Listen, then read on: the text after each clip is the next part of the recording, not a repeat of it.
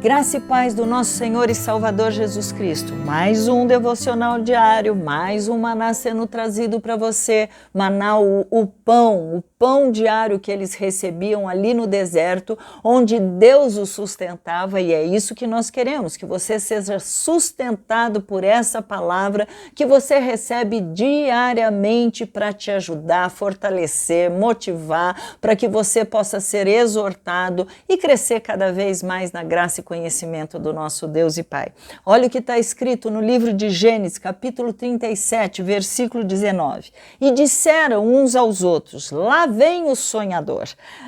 Você sabe bem essa história, mas vamos trazer texto dentro do contexto. José, que era filho de Jacó, ele teve um sonho, e nesse sonho, porque ele não teve muita maturidade, ele era muito jovenzinho, uns 17 anos, ele não só contou para o pai, mas ele contou para os seus 11 irmãos, e esses irmãos ficaram muito chateados com aquilo, porque eles se sentiram, quer dizer que nós vamos ter que nos prostrar diante dele. Qual era o sonho? Ele via que haviam feixes, molhos de trigos, e todos eles se inclinavam diante do molho de trigo que era dele. Então eles sabiam que você está querendo dizer que nós vamos nos submeter, nós vamos ficar embaixo da sua autoridade, coisa desse tipo.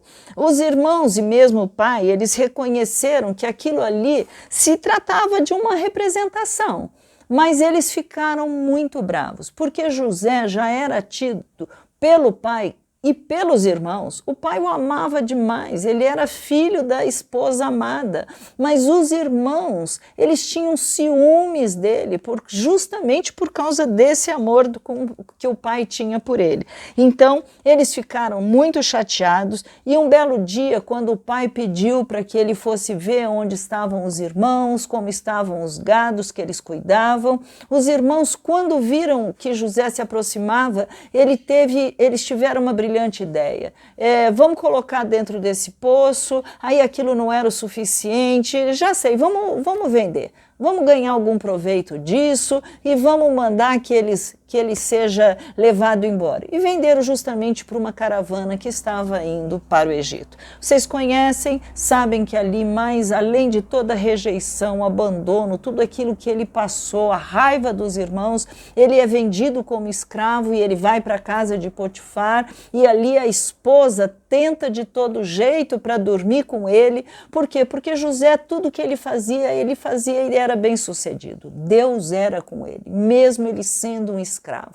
Isso gera dentro de mim algo tremendo. Não importa qual seja a posição social, não importa qual seja o critério que as pessoas vejam como bem-sucedido, você pode ser bem-sucedido aonde Jesus te plantar, aonde ele te colocar, não importa se você esteja em cargo de liderança, não importa. Ali ele era um escravo, mas tudo que ele punha a mão prosperava, porque Deus era com ele. Aquela mulher tentou, não conseguiu, acusou injustamente, ele foi lançado na prisão pelo Potifar, e ali na prisão, mais uma vez, ele teve que esperar, e ali foi outra vez outra decepção, porque ele não era culpado, ele era um injustiçado, ele conseguiu em um belo dia, porque Deus trouxe para ele a revelação dos sonhos de dois, um copeiro que estava ali, servia diretamente com o faraó, e um padeiro.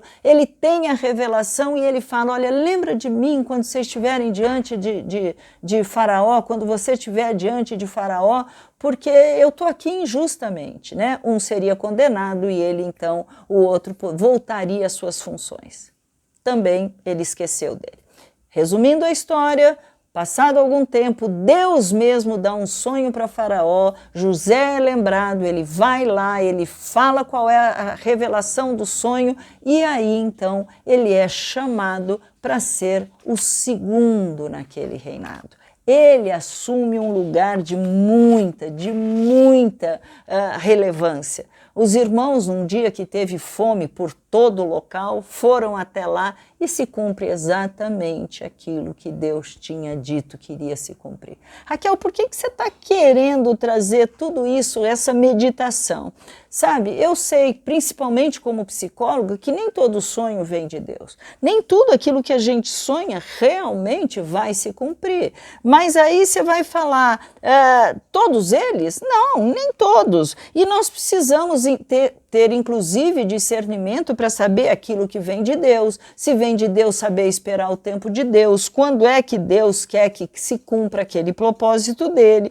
E muitas vezes, nesse processo de espera, muitos se sentem frustrados, muitos se sentem como se Deus tivesse parado de ouvir, não tivesse mais se preocupando ou nem dando atenção para as suas orações constantes, não tivesse pensando mais que, mas foi o Senhor que falou que tem um propósito sobre a minha vida.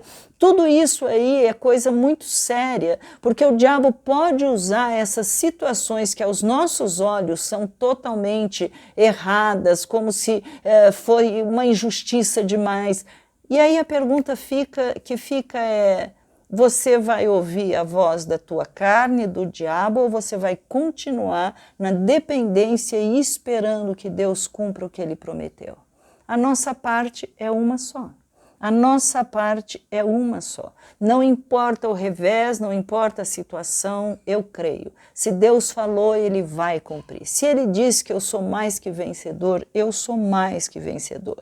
Não importa nem se você tem ou não toda essa capacidade, mas importa que ele vai te capacitar. Deus não precisa de líderes, ele cria líderes. No processo, no desenrolar da nossa vida, ele vai nos fazendo aprender coisas e vai chegar um momento que ele vai poder te usar, me usar, só porque nós passamos por todos esses processos e nós não desistimos. Então, os sonhos de Deus, eles não vão morrer. Bem sei isto, que tudo podes, e nenhum dos seus planos pode ficar sem resposta, sem ser cumprido. É isso que eu tenho para falar com você. Tem que ser do jeito dele, na hora dele. Ele é aquele que cria circunstâncias, ele é aquele que faz tudo. Aí você vai falar, mas eu não tenho que fazer nada? Tem sim, você tem que crer.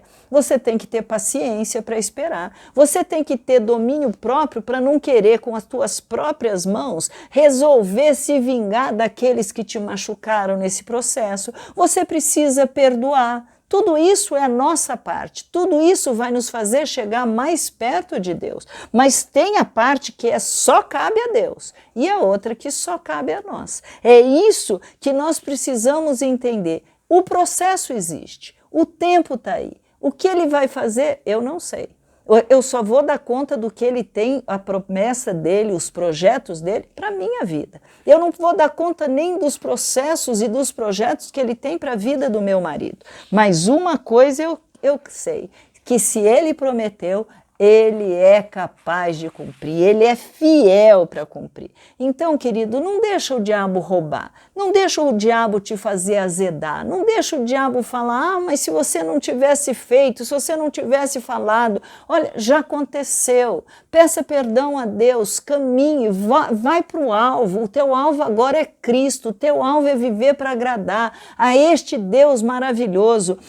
Não deixa que o diabo te faça desistir, não esqueça não, se você tem um plano de Deus, creia, continua indo, continua seguindo, no momento certo, ele vai cumprir, é isso que eu creio. Nós só precisamos depender, orar e, se for possível, sonhe os sonhos de Deus. Posso orar com você?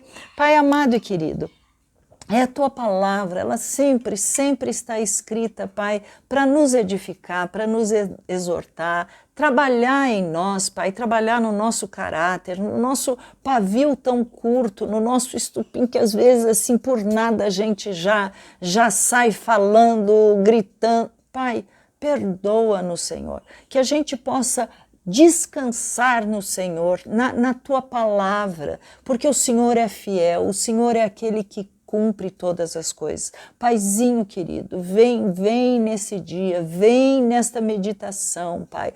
Que esse devocional fale aos nossos corações, alguns para pedir perdão, Pai, porque não estão agindo de maneira sábia, mas outros, Pai, para que possam, animados, falar, mas eu sei em quem tenho crido e sei que Ele é poderoso para cumprir, para fazer infinitamente mais. Eu oro, Pai, porque apesar dos dias serem maus, nada escapa ao Teu controle. O Senhor é poderoso, o Senhor pode todas as coisas. Então, Paizinho, que a gente aprenda, Pai, a Te amar, a descansar, apesar do que os nossos olhos estão vendo. Assim como José precisou esperar, Pai. Foram tantos anos, Pai, foram tantos anos. Mas quando veio, quando chegou o tempo, quando o Senhor falou, basta, você já está pronto, tudo mudou na vida daquele jovem. Pai, eu oro para que cada um ouvindo saiba que o Senhor está pronto e preste para falar, basta, e que tudo possa mudar, Senhor, na nossa vida, na nossa história.